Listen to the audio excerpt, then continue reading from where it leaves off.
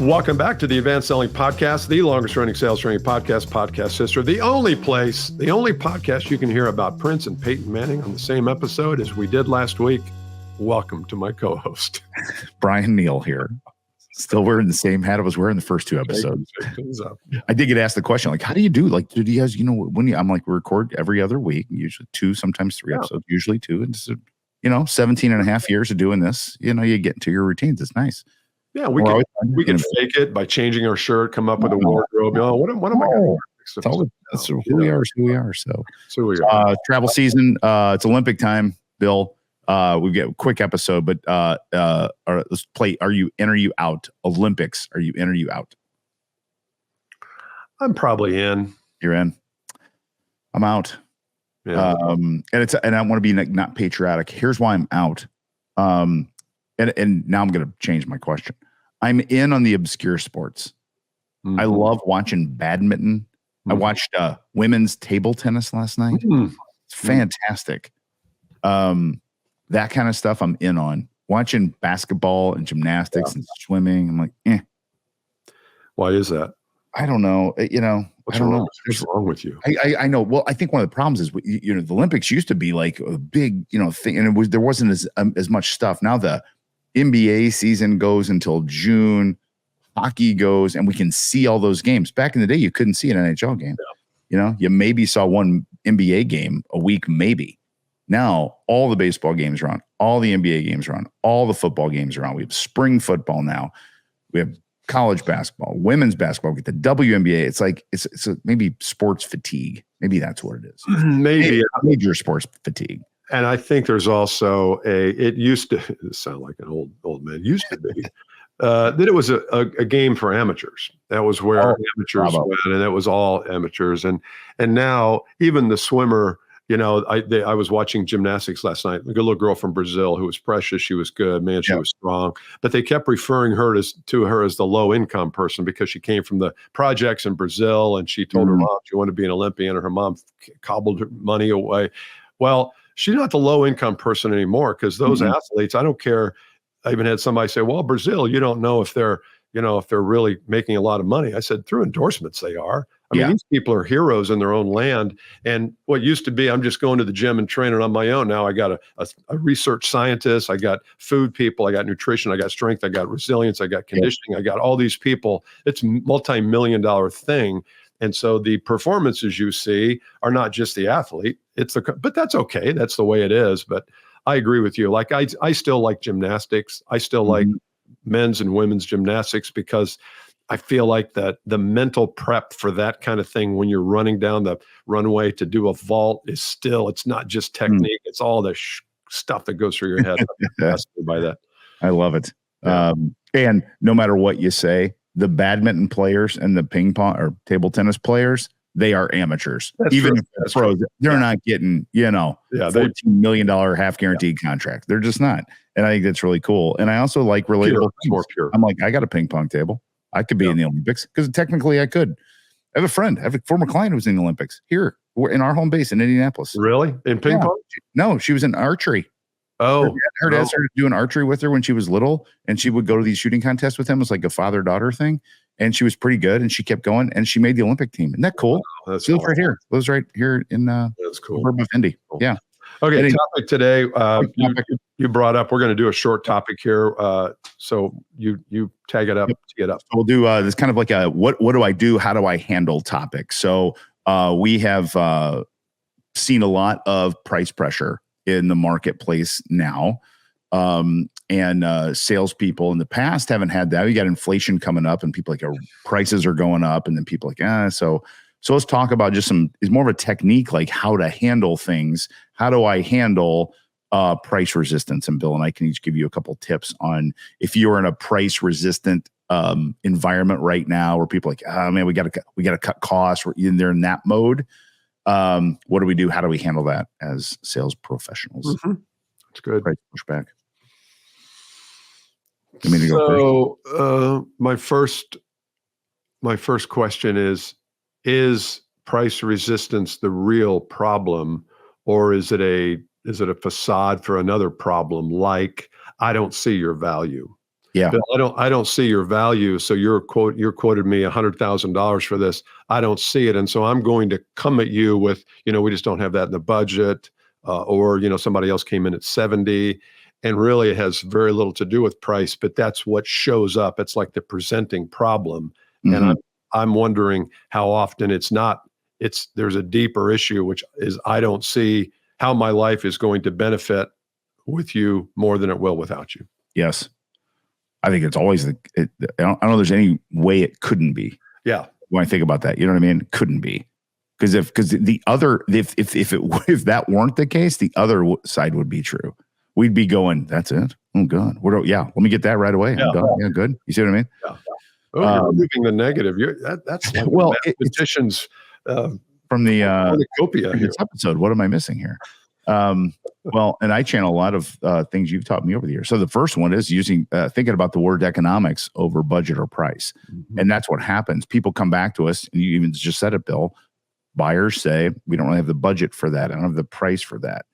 And that's not the issue. That's very linear thinking. It's very myopic. We need to expand, pull focus, and say, well, let's look at the economics of the whole thing. Mm-hmm. What are we looking at? And I'm not talking about ROI direct. I'm talking about, they're running a P&L. We've got our own P&L, and we're just showing our work out loud. Seeing both sides of the coin. Yeah. So there's the answer right there. I don't know that we need to go much further with it. And that is, if you or your manager or your customer just always substitute the word price or the word economics for price. Yeah. Because we're not talking about the full economic picture, and that would be, what's the problem? What does the problem cost if they don't fix it? Yep. What's the possible transformation if they do fix it? Like if we go into a company and work with their sales team and get them from 15 million to 35 million, well, that's a transformational result. And is that at a net profit of 30%? Does that equal an extra $4 million a year of net profit? Well, if it does, that needs to be a part of the price or economics conversation. If it's not, it will get down to, what's the fee? That's it. Yeah. Yeah, you and I live that. Is it worth it or not? Yeah, in their own mind. Couple of little tips that I'm a big fan of. Number one, we used to be taught not to talk price too soon, too early, whatever. We've got to get out of that. We've got to just talk about it, and it's collaborative, and we've got to test reasonableness. There's a thing we miss sometimes that at some level there has to be an expectation. There has to be. But what I mean by that is if I say, well, Bill, how much is it to work with you? And you go, it's $2 million a month. I go, what?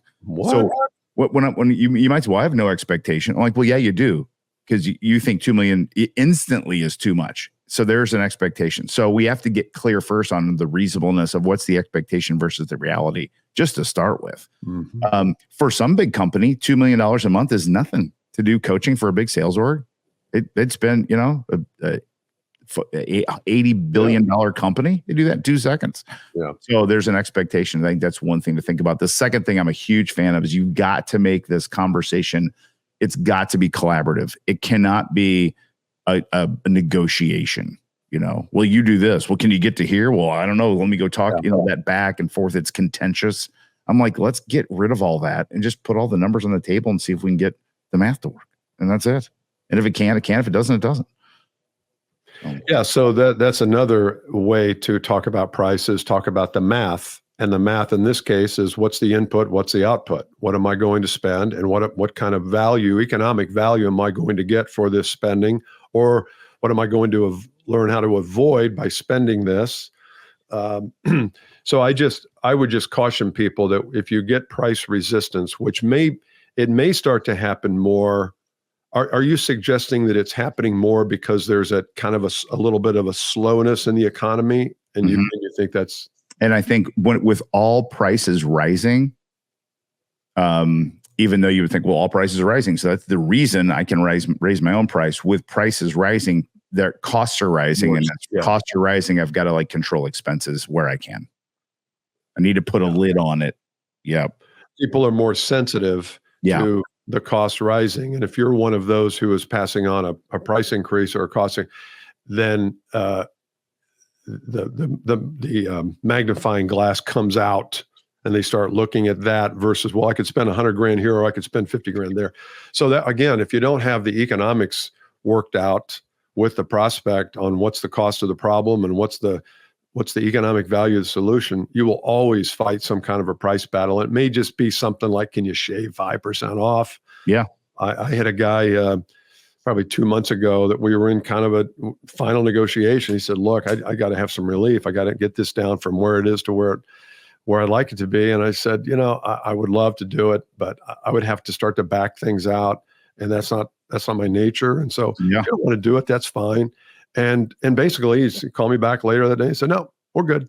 And it was just him trying to get a little something. And, and it was me not wanting to give a little something. I'm giving all I can in the work. And I don't know what else I could add to it that would, so anyway. That's beautiful, because some people just negotiate to negotiate. Yeah. And it's okay to say no. You got to have a stopping point, and that's just what it is. And the math doesn't work. It doesn't work. It's just, put too much energy into this. Like people are like, oh, price of put, it's hard. I'm like, just talk, Yeah, talk through it. Yeah. Just talk through it. Good topic. Good topic. So let us know. We'll put this in the LinkedIn group, and we'd love to hear what you think about this whole price, economics, value thing. It's always, what is the saying, that every problem the patient brings to you is hiding the real problem. Yes. And whenever we get the price thing as a problem, it's a facade. It's a, what do you call it? A red straw man, red herring. I don't know that one. I always hear those two things, straw man and red herring. I never know what either of them is. And someone explained it to me once and still didn't make sense. That's why I try not to use this. And I think a straw man is, you put up something and you start to fight against the straw man, and it was just a straw man. It wasn't the real thing. I think this is a straw man, but it could be a red herring. It could be a straw man holding a red herring. I don't know. And I'm the guy that mixes those things up. So I would say it's a straw herring. Like, this is one of those straw herring examples where, you're not wrong. Really sound intelligent. I know I said one time in a meeting that I woke at a sales meeting, a really big one. I said, I'll keep my ear to the grindstone. I'm like, guy looks at me like, okie dokie, whatever, pal. Whatever. Nose to the grindstone, ear to the road. Anyway. All right. Good job today. Cheers. We'll see you next time. Bye.